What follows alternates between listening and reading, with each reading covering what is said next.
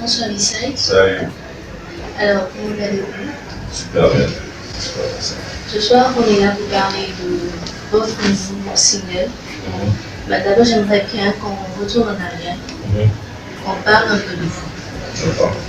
Alors, Vissay, dites-nous, de 2000 à 2018, c'est quoi le bilan? Oula, 2000 à 2018, c'est d'abord de l'amusement, c'est parti vraiment de l'amusement. Je faisais de la musique au lycée avec des amis et après, c'est rentré dans quelque chose de plus sérieux, de plus abouti.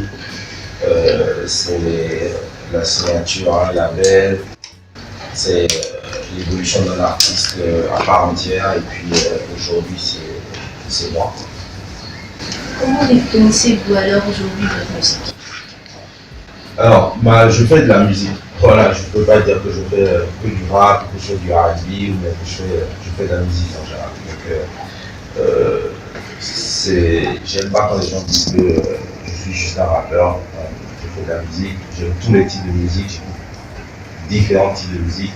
J'écoute moins de rap que d'autres types de musique d'ailleurs. Donc, c'est pour ça que je n'ai pas trop envie qu'on me classe juste dans la catégorie de rappeur. Donc, je suis un artiste complet, je suis un musicien, je fais de la musique. Et ce serait insulter mon art si je dis que je fais tel genre de musique. Je suis capable de faire n'importe quel type de musique. De 2000 à 2018, c'est grand, c'est beaucoup. Est-ce que vous avez eu, c'était une fois, envie d'abandonner? Tous les jours. Tous les jours. Mais bon, c'est ça la beauté quand on entreprend quelque chose en solo ou en indépendant. C'est ça la beauté de la chose, c'est que tous les jours tu échoues, mais il faut avoir la force de se relever, d'apprendre de ses erreurs, d'aller encore plus loin et d'essayer de nouvelles choses. Moi, dans ma musique, j'ai échoué à plusieurs endroits. Il y a des singles qui ont marché, il y a des singles qui n'ont pas marché. Il y a des styles que les gens ont aimés, il y a d'autres que des gens n'ont pas aimé. Mais aujourd'hui, je suis encore là. Donc c'est la preuve que la persévérance, ça paye toujours. On s'est habitué à voir Vissay avec son groupe, avec Amir, Anwar, Nasty et Dak. Et là, l'année dernière, Vissay vous est venu en solo avec Zainab. Et maintenant, il vient avec Comme tu es. Alors, pourquoi cette envie de faire du solo? Bon, en fait, avant d'être en groupe, avant que si tu veux qu'on passe à CCC le groupe, on était des artistes solo. Enfin, Diamant, c'était un groupe, mais tout le reste, on était des artistes solo. Avant CCC, j'ai eu 2 albums. On a fait l'album CCC, on était reparti sur une dynamique de groupe. Et on a décidé à un moment donné qu'il fallait changer encore et repartir encore en solo.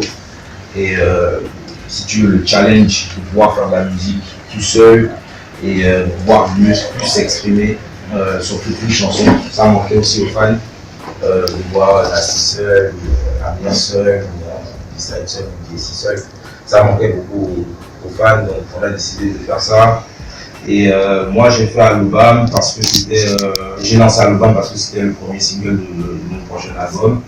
Et maintenant, il fallait laisser tourner, il fallait laisser que les gens, si tu veux, acceptent ce nouveau type de musique dans lequel je me lançais.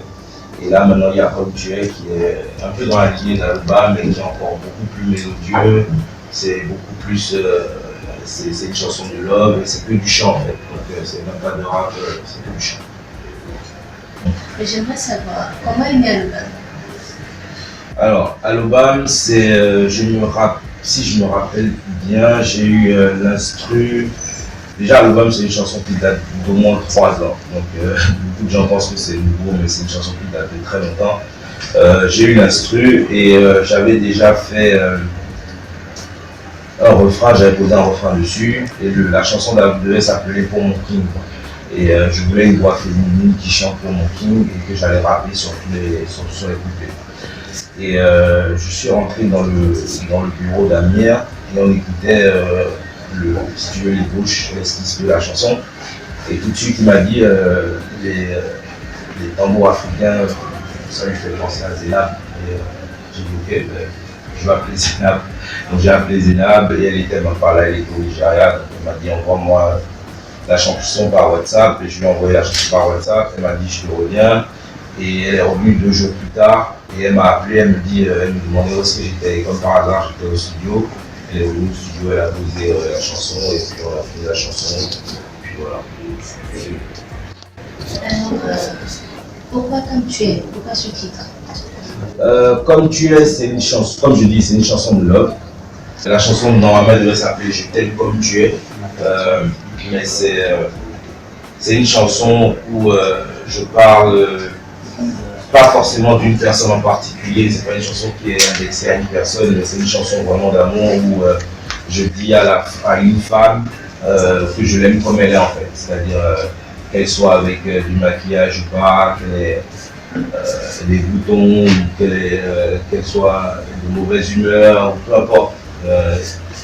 Je l'aime comme elle est depuis le premier jour où je l'ai regardé, je l'ai vu, je l'ai rencontré jusqu'à maintenant. C'est plus c'est dans cette dynamique-là, c'est vraiment une chanson d'amour, c'est vraiment mélodieux, ça n'a rien à voir avec tout ce que j'avais l'habitude de faire. Ça bouge aussi, mais c'est vraiment que du chant.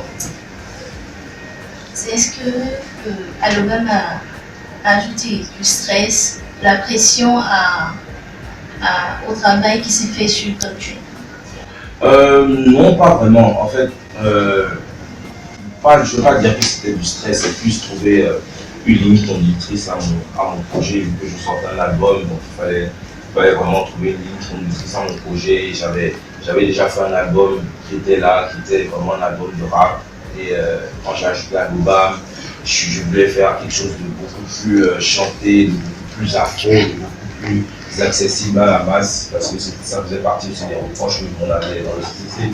C'est qu'on faisait vraiment notre type de musique et qu'on ne considérait pas la tendance ou peu importe ce qui marchait en ce moment. Et j'avais vraiment envie de me lancer un nouveau défi. Tout le monde sait que je sais rapper, donc c'est pas vraiment quelque chose de nouveau. Donc j'avais envie de proposer quelque chose de nouveau aux fans et à toute la cible qui écoute ce genre de musique. Donc je me suis dit, ok, je vais me lancer dans la chanson et je vais voir ce que ça va donner. J'ai toujours été un amateur de chansons, j'ai toujours chantonné des trucs, des refrains, etc. Mais ça ne s'est jamais fait sur une chanson complète. Donc là, les gens auront l'occasion de découvrir cette partie de moi et puis voilà, j'espère qu'ils vont aimer. Est-ce que tu penses qu'avec la chanson, tu satisfais le jeune public? Je pense que la chanson, tout le monde peut être touché par une chanson. Peu importe l'âge que tu as, peu importe. Donc à partir de ce moment-là, je fais la musique comme je l'aime. Et j'essaie de ressortir des émotions qui pourront toucher les gens. Et j'espère que ça va toucher les gens et que toutes les personnes qui vont écouter Comme tu es pourront chanter ça à leur beau ou à la femme qui le désire ou qu'ils veulent. Voilà. Sur cet album, penses-tu à des collaborations internationales?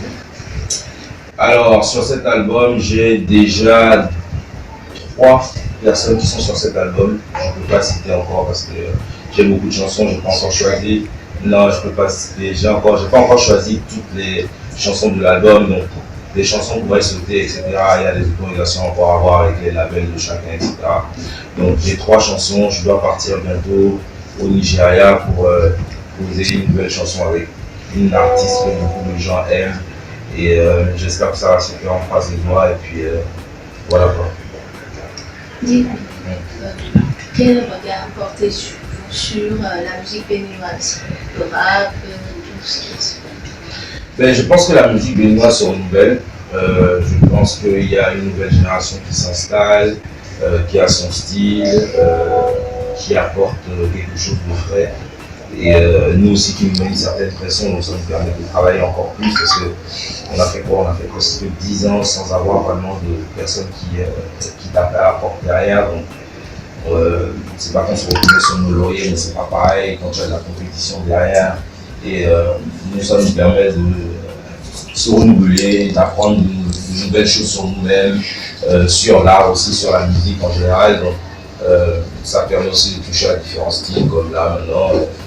Et je pense que la musique béninoise est sur le bon chemin. On a de plus en plus d'artistes qui commencent à vraiment toucher l'international et les gens s'intéressent beaucoup plus à notre musique. Et c'est que du bonus, c'est que du bonheur pour les fans en général. Et c'est une fierté d'être béninois en ce moment, surtout musicalement.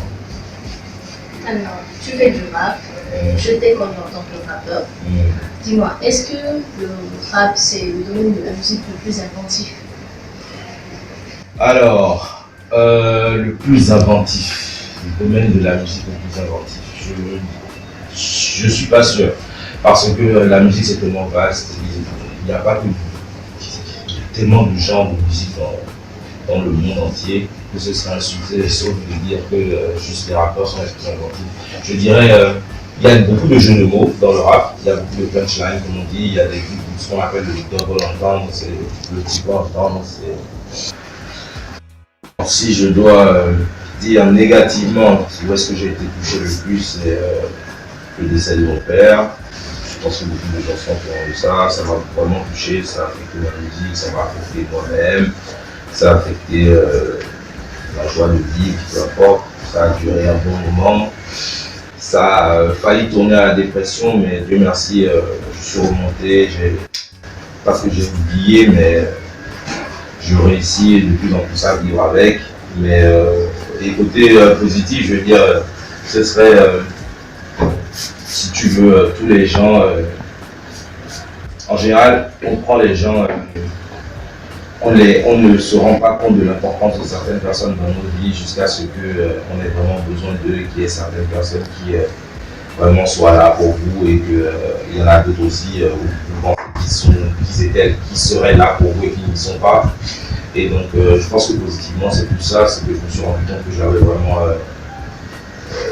pas une équipe, mais un soutien et un gros monde derrière moi qui me soutenait, qui m'encourageait et puis ça fait plaisir. Alors la team Yadabi a un petit cadeau pour toi. On a invité Ré Anissé pour te faire un petit cadeau et on espère que tu vas apprécier. Alors Ré, tu veux bien donner à Saïd son cadeau? Voilà.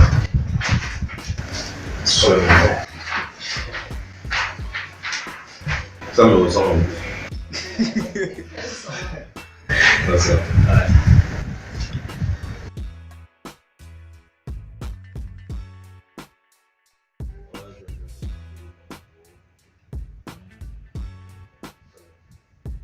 Franchement, merci. Alors, Saïd, dans votre fin. Et vous voyez, l'art est partout. Hein. Ouais. Donc, continue dans tes rêves. Je ne sais pas ce que tu veux faire plus tard, ce que tu veux devenir, mais je peux te dire que peu importe la chose que tu veux faire, il ne faut jamais écouter les gens. Vas-y, fonce seulement. Merci, Saïd.